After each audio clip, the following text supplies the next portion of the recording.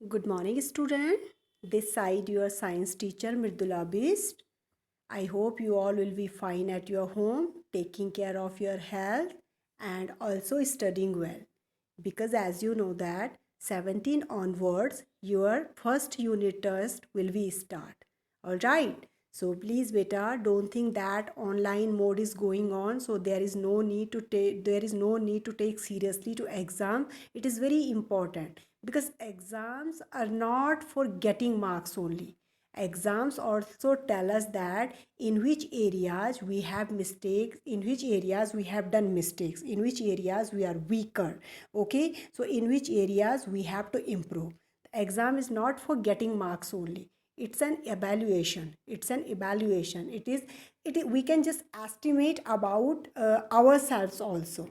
Understood? That so don't take it in easy way. Take your studies seriously. Teachers always be for your help. If you will get any problem, if you have any query, then you can sort out, we will sort out your queries during online class. Okay, so today onwards we are going to that revision of chapters. So first we will start from first topic, that is nutrition in plants. We have already done question answers all the thing, but it's now today onwards your revision will be go on. Okay, so let's start to read. Today we will not go very deep, but we will discuss important points related to topic. Understood?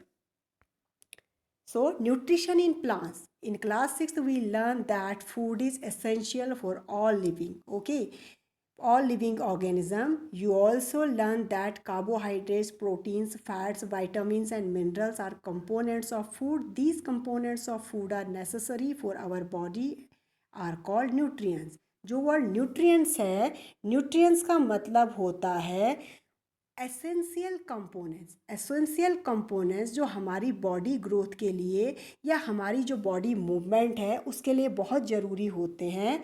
तो मैंने पहले भी आपको explain करा था कि carbohydrate, proteins, fats, vitamins and minerals, basically these 5 components, जो 5 components होते हैं, इन्हीं को हम न्यूट्रिएंट्स कहते हैं. आई ना बात समझ में? आई ना बात समझ में? जैसे ह्यूमन बीइंग को इन सारे न्यूट्रिएंट्स की ज़रूरत होती है, उसी तरह से जितने भी लिविंग ऑर्गेनिजम्स हैं they required food including plants, क्योंकि प्लांट्स क्या है, लिविंग ऑर्गेनिज्म है. बट डिफरेंस क्या होता है, there is a major difference कि जो ह्यूमन बीइंग्स और जितना भी जो एनिमल किंगडम है, वी मतलब डायरेक्टली और इनडायरेक्टली प्लांट्स पर डिपेंड होते हैं अपने फूड के लिए. ठीक है, लेकिन जो प्लांट्स होते हैं they make their food themselves. Plant क्या होते हैं, अपना फूड अपने आप बनाते हैं. ठीक है, तो in this chapter we are going to learn about of nutrition in plants. आपका जो पहला जो एक आप देखते हैं यहाँ पर, ये बूजो है. Boojho wants to know that how plants prepare their own food, मतलब कैसे प्लांट्स अपना फूड बना लेते हैं. Then you can see the first one topic is written in pink colour headline, mode of nutrition in plants. तो मैंने आपको बताया था कि मोड का मीनिंग क्या होता है. मोड मीन्स इनटेकिंग फूड, जो हम ले रहे हैं वो हम किस तरह से, मतलब जो mode of nutrition, type of, वो टाइप्स हमने पढ़ने हैं कि हम कितने टाइप से फूड को इनटेक करते हैं. ठीक है, so here is written plants are the only organism that can prepare food for themselves by using water, carbon dioxide and minerals. The raw materials are present in their surrounding. Plants को basically 3 चीज़ों की ज़रूरत पड़ती है which are prominently mentioned here. ठीक है, कि plants क्या क्या चीज़ें यूज़ करके अपना फूड प्रिपेयर करते हैं. That is first water, then carbon dioxide and third is minerals. Minerals कहाँ से मिलते हैं, raw material are present in their surrounding, जो उनकी सराउंडिंग में प्रेजेंट होता है raw material. The nutrients enable living organism to build their bodies, to grow, to repair damaged part of their bodies and provide the energy to carry out life process.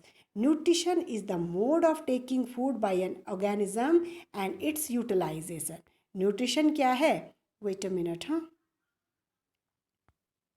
Okay, सो वो क्या कहता है कि जो nutrition क्या होता है, is the mode of taking food. ये फूड को इनटेक करने का एक तरीका है किसी भी ऑर्गेनिज्म का, और जिस फूड को वो अपनी बॉडी मतलब अपनी बॉडी के मेंटेनेंस के लिए यूटिलाइज करता है। आ गई बात समझ में? The mode of nutrition in which organism make food, mode of nutrition in which organism make food themselves from simple substance is called autotroph। मैंने एक वर्ड बोला था कि ऑटोट्रॉप जो होता है it is a Greek word. Autotroph क्या है? ये ग्रीक वर्ड है, derived from Greek word. Auto means होता है सेल्फ, मतलब अपने आप से बनाना, और troph means nourishment. Auto means self, auto means self, अपने आप अपने को नरिश करना, अपने आप अपने लिए फूड प्रिपेयर करना। तो this is a Greek word, and ये जो ड्राइव किया गया है ये दो वर्ड से मिलकर बना है, auto plus troph. Auto plus troph, auto means होता है सेल्फ एंड ट्रॉप मीन्स होता है nourishment. So as I explain you earlier, it is a Greek word. Greek means Greece is a country. Greece is a country which is a part of Europe continent. जैसे India है, India is a part of Asia continent. So there are 7 continents in this world. So Greece is a part of European country. Oh, all right. चलिए, now plants are called autotrophs. Animals and most of other organism take in ready-made food. हम जितने भी organism हैं, चाहे animals हैं, human beings, और most of, सिर्फ plants को अगर छोड़ दिया जाए, प्लांट किंगडम को छोड़ दिया जाए, तो बाकी जो एनिमल किंगडम है, हम क्या है, हम एक रेडीमेड फूड ले रहे हैं। रेडीमेड फूड का मतलब होता है the food already prepared by plant. हम तो सिर्फ उसको कुक कर रहे हैं, मतलब हम पटाटो नहीं उगा सकते अपने अपने अंदर से, हम कोई बनाना नहीं ग्रो कर सकते अपने अंदर से, अपने हाथ पे, अपने सिर पे, कहीं पर भी ना। तो हम क्या कर रहे हैं, हम जा रहे हैं और प्लांट से एक रेडीमेड क्या ले रहे हैं, हम फूड ले रहे हैं और उसको कुक कर रहे हैं। ठीक है, तो जो हमारा मोड ऑफ न्यूट्रिशन होता है, that is called heterotroph. That it is also a Greek word. ये भी एक ग्रीक वर्ड है, जहाँ हेट्रोस का मतलब होता है अदर और ट्रॉप मीन्स नरिशमेंट, कि जो अदर के द्वारा जो नरिशमेंट दिया जाता है, that is called heterotroph. So the word hetero means others and auto means self. सो आप समझ गए होंगे दोनों वर्ड्स का मीनिंग। तो दुनिया में जितने भी लिविंग ऑर्गेनिजम्स हैं, प्लांट्स को छोड़कर, सभी प्लांट नहीं, सभी प्लांट भी ऑटोट्रॉपिक मोड को फॉलो नहीं करते, लेकिन ऑलमोस्ट प्लांट किंगडम तो ऑटोट्रॉपिक मोड फॉलो करता है। लेकिन बिसाइड्स प्लांट जो जितना भी बचता है, जितने भी ऑर्गेनिज्म है, वी ऑल आर, कौन सा वाला मोड ऑफ न्यूट्रिशन हम फॉलो करते हैं, that is heterotroph. Understood? So here is a picture of Paheli. Paheli wants to know why our body can not make food from carbon dioxide, water and mineral like plant. अब पहेली देखो कितना अच्छा question उसने put up किया है, कि मतलब ह्यूमन बॉडी या हमारी बॉडी, वाटर तो हमें भी मिलता है, कार्बन डाइऑक्साइड हम भी इनहेल एक्सहेल कर रहे हैं, मिनरल्स हमारी सराउंडिंग में है, लेकिन फिर भी जो हम हैं, हम अपना फूड खुद से क्यों नहीं प्रिपेयर कर सकते हैं? ठीक है, now just read next one paragraph. Now we may ask where the food factories of plants are located. अच्छा, जो प्लांट्स की जो फूड फैक्ट्री होती है वो कौन सी होती है? ठीक है, मैंने आपको बताया था leaves are the food factory of plants. जो लीव होता है, लीव्स क्या होती है, किचन होती है उसका, किसका? प्लांट का। ठीक है ना? So whether food is made in all parts of plant और only in certain parts, how do plants obtain the raw material from the surroundings, how do they transport them to the food factory of the plant. बहुत सारे questions यहाँ पर है कि कहाँ पर plant का फूड बनता है। अगर फूड प्रिपेयर होता है तो वो पूरे प्लांट तक कैसे ट्रांसपोर्ट होता है, उसकी फूड फैक्ट्री कैसे उसको प्रिपेयर करती है। तो there are lot of a number of question which are roaming in Paheli's mind. Okay, so she will get answers of her all the questions in this chapter. So let's see it. Now here is written photosynthesis. I told you the word photosynthesis. Photo का meaning ही light होता है. Photo का meaning ही light होता है. When you clicked a photo with the help of your camera, so you can see that you cannot click your picture in dark room. Can you click your picture in dark room? It is not possible. Because अगर आपको photo click करना है तो आपको light चाहिए. तो इसलिए photo का मतलब ही light होता है. ठीक है? तो photosynthesis is nothing but food making process in plants. Understood? Leaves are the food factories of plants. Leaves क्या होती हैं? प्लांट्स की फूड फैक्ट्री होती है। The synthesis of food in plants occurs in leaves, therefore all the raw material must reach there. Water and materials must reach there. Water and minerals present in the soil are absorbed by the roots and transport in the wait wait I am just changing slide.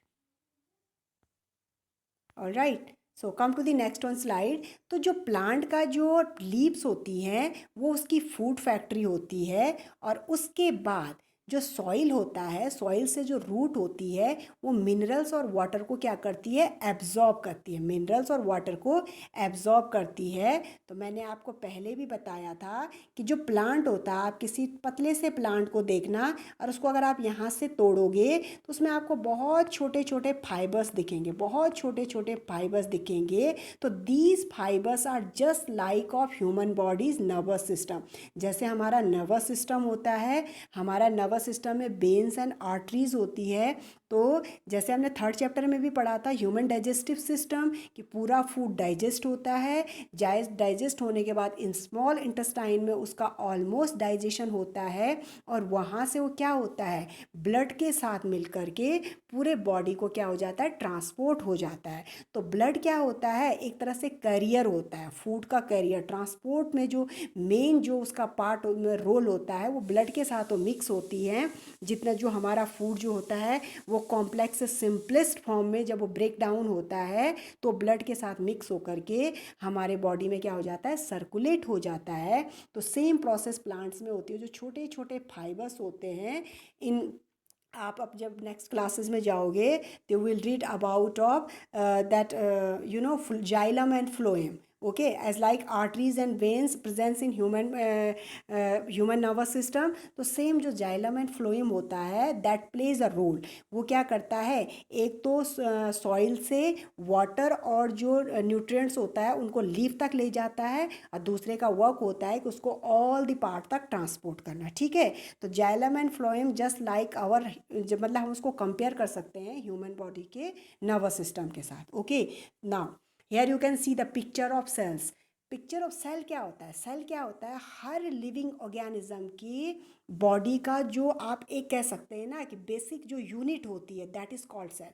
हर जो organism होता है उसका जो शरीर होता है वो cell से मिलकर बना होता है. You have seen that buildings are made of bricks. Similarly, the body of living organism are made of tiny units called cells. आपने देखा होगा हर बिल्डिंग होता है, हर बिल्डिंग का एक अपना स्ट्रक्चर होता है. जो बिल्डर होता है उसको किसी भी शेप में उसको क्या कर सकता है? और ढाल सकता है. उसी तरह से जो हमारा जो बॉडी जो हमारा स्ट्रक्चर है उसकी जो बेसिक यूनिट है वो सेल है. इसका मतलब चाहे वो ह्यूमन बॉडी है, कोई भी लिविंग ऑर्गेनिज्म है, उसका जो स्ट्रक्चर है वो किससे मिलकर बना होता है? सेल से मिलकर बना होता है. Cell can be seen only under the microscope. Cell क्या होती है? We can not see cells by naked eyes. हम उसको नहीं देख सकते हैं. वो बहुत छोटा, मतलब एक तरह से आप लगा लीजिए वो एलिमेंट है. तो उसको देखने के लिए माइक्रोस्कोप की ज़रूरत पड़ती है. Some organisms are made up of only one cell. The cell is enclose by a thin outer boundary called cell membrane. ठीक है. तो कुछ ऑर्गेनिज्म जो होते हैं वो क्या होते हैं? बहुत छोटे, वो सिर्फ उनमें यूनिसेलुलर होते हैं. यूनिसेलुलर उनको बोला जाता है कि जिनका बॉडी सिर्फ एक ही सेल से मिलकर बना होता है. लाइक दैट, जैसे हम बोलते हैं प्रोटोजोआ, जो अमीबा है, पैरामीशियम है, ये क्या है? यूनिसेलुलर बॉडीज है. क्योंकि इनका जो वो बना होता है शरीर वो सिर्फ एक ही सेल से मिलकर के बना होता है. ठीक है. तो जो आउटर कवरिंग होती है, जो इस तरह से स्ट्रक्चर आपको दिख रहा है, जो ये वॉल है, it is called cell membrane. ठीक है. Most cells have a distinct certainly located spherical structure called nucleus. ठीक है. और जो बीच में जो न्यूक्लियस, जैसे आप इसको लगाए सेंटर पॉइंट, जो एक बीच में इस तरह से स्ट्रक्चर दिख रहा है, गोला सा दिख रहा है, that is called nucleus. Understood. Figure 1.1 में जो आपको दिख रहा है, the nucleus is surrounded by a jelly. और जो ये न्यूक्लियस है, जैसे आपको एक डॉट डॉट डॉट दिख रहे हैं ना, आपको एक डॉट डॉट डॉट दिख रहा है, जैसे इस तरह से सेल बना हुआ है, इसके अंदर ये न्यूक्लियस है. ठीक है. और इसके बाहर जो ये लिक्विड जैसा दिख रहा है, जेली. जेली आपने खाई होगी, मार्केट में मिलती है. कैसा होता है? नाइदर सॉलिड और नॉर लिक्विड. ठीक है ना. तो इसी तरह से एक स्ट्रक्चर होता है, जो जेली स्ट्रक्चर होता है, that is called cytoplasm. Understood. It is called cytoplasm. Wait.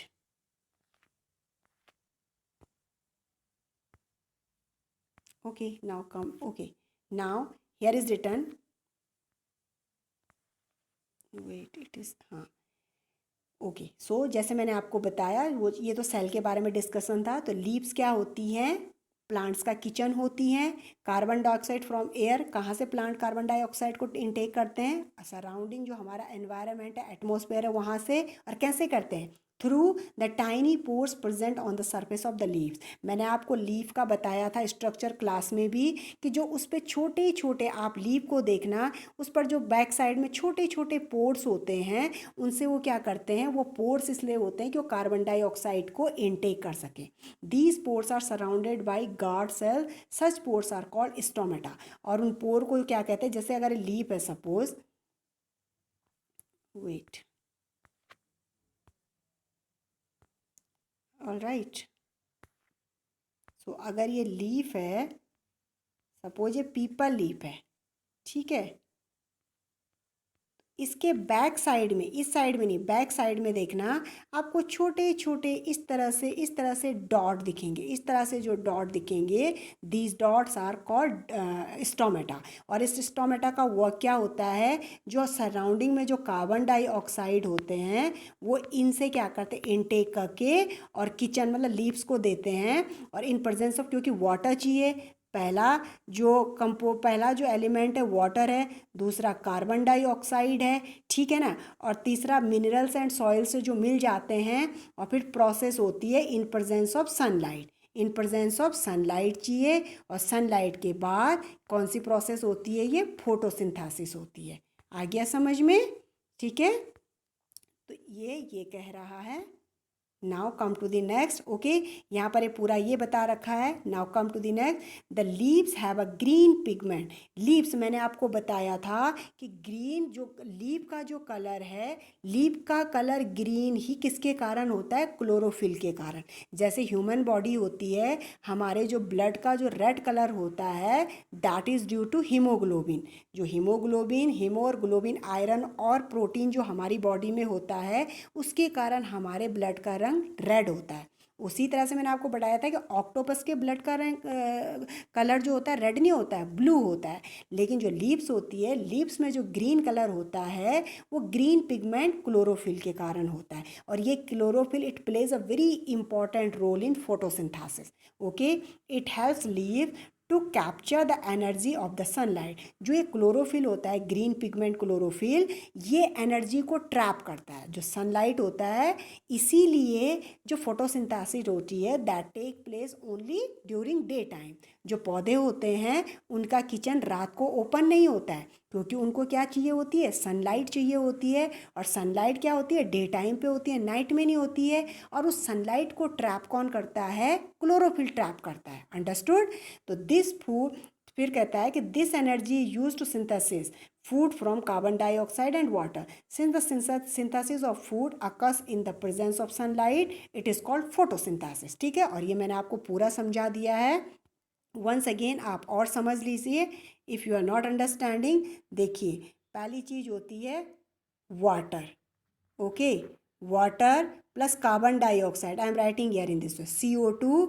And now it sunlight, ये सनलाइट हो गया, ठीक है.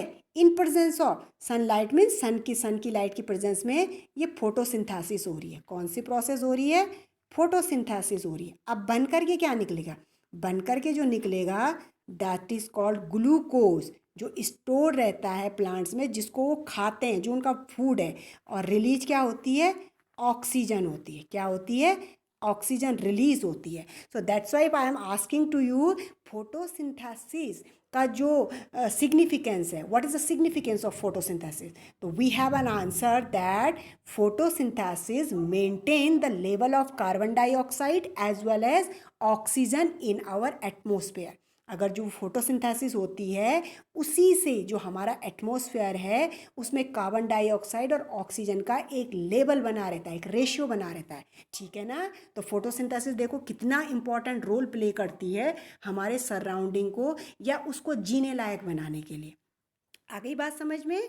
तो क्या बनता है फोटोसिंथेसिस के बाद? ग्लूकोज बनता है, that is called also starch. हमने स्टार्च आयोडीन टेस्ट किया था हमने, ठीक है ना। हमने सॉल्ट का टेस्ट किया था, पोटैटो में किया था। हमने बताया था कि हम कैसे चेक करेंगे कि इस प्लांट में क्या है, स्टार्च है कि नहीं है, इस पोटैटो में स्टार्च है कि नहीं है। तो वही होता है कि हर प्लांट में ग्लूकोज प्रेजेंस होता है जो उसका फूड होता है, और ऑक्सीजन क्या होती है, ऑक्सीजन रिलीज होती है उस टाइम पे। आ गई ना बात समझ में?